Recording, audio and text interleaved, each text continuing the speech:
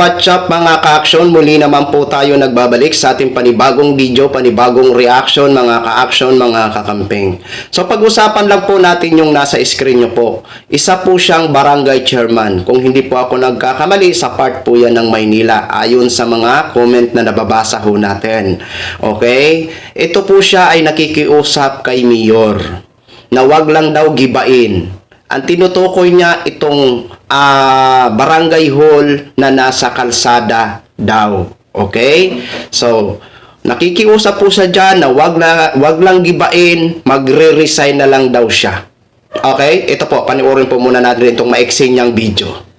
Mayor, wag na lang pong gibain. Magre-resign na lang po ako.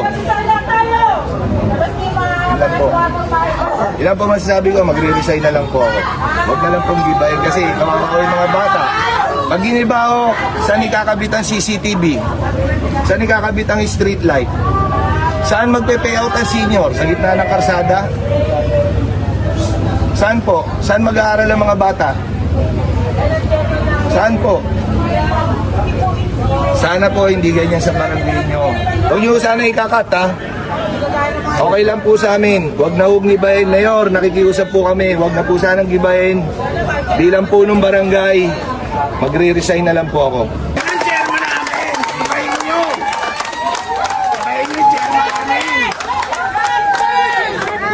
So, dito tayo, no?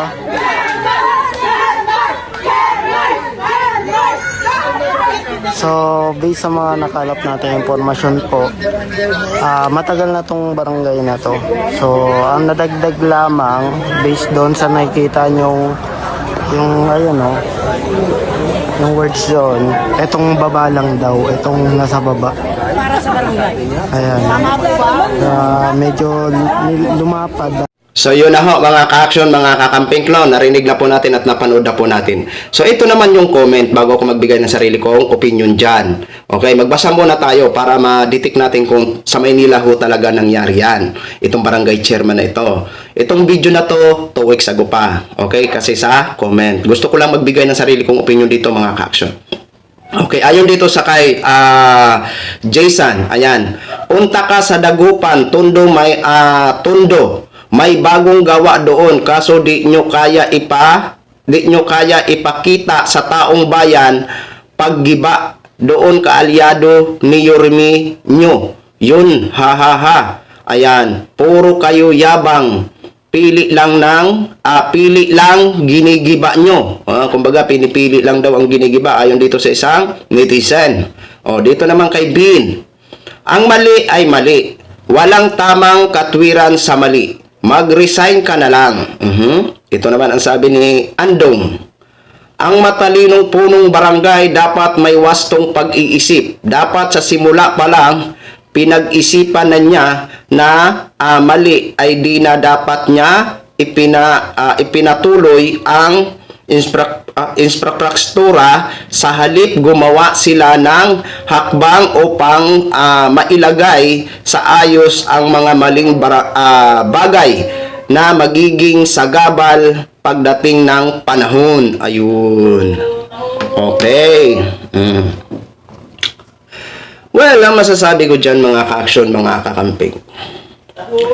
Kung halimbawa man, siguro yung barangay hall na yan na nasa kalsada, tabing kalsada, kung hindi naman siguro nakakaabala sa traffic, kasi ang sabi kasi ng barangay, saan nila ikakabit ang CCTV, street light, at saan lalapit yung mga senior citizen, 'di ba?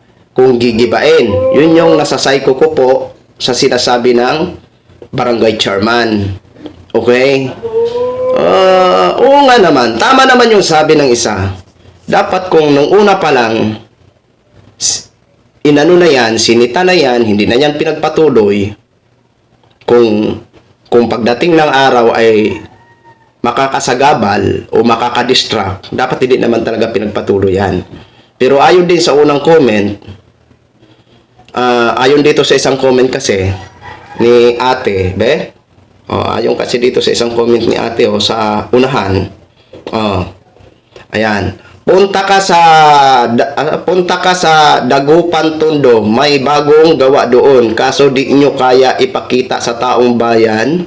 Paggiba doon, kaalyado ni Yorme nyo yun. Ha ha ha, puro kayo yabang, pili lang ng ginigiba. Ibig sabihin may pinipili na ginigiba. Para dito kay ate siguro, kay ate po comment ha. Para dito kay ate siguro, ay kay kuya pala to, Jason. Para dito kay Jason, parang may pinipili na ginigiba.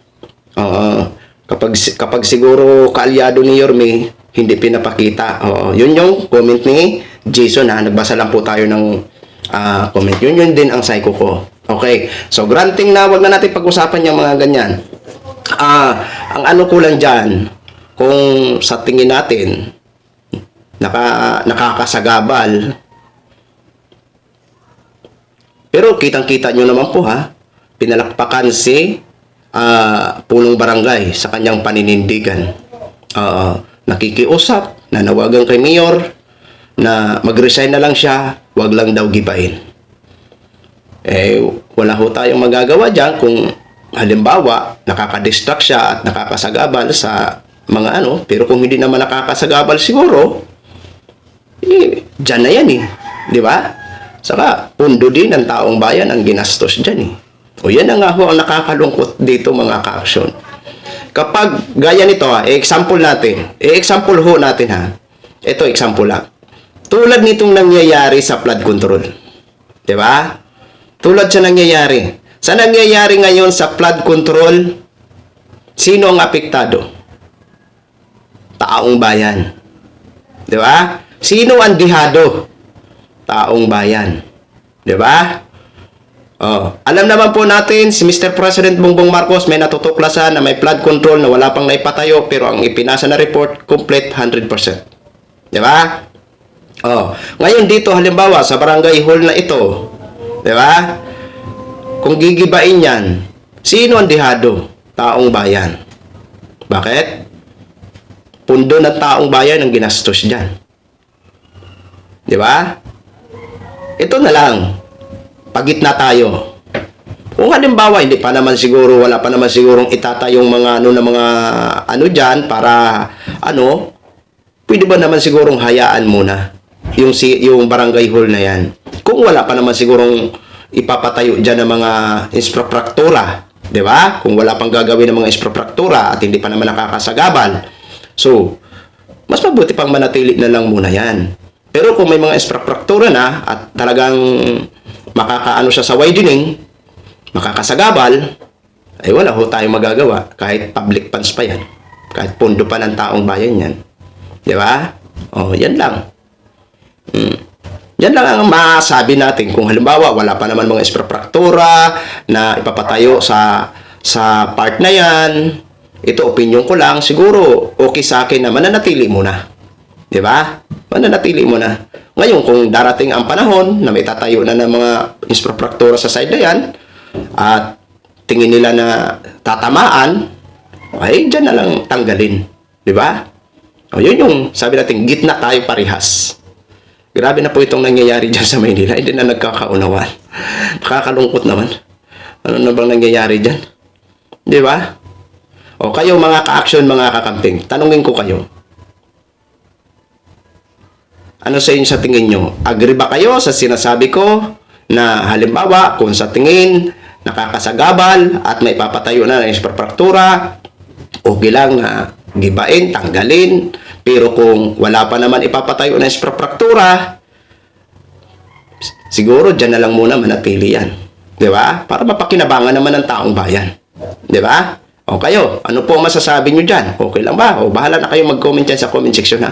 Okay, maraming salamat po sa ating mga viewers, Luzon, Visayas at Mindanao, all over the world. Ako po, ang inyong lingkod, si The Action Man.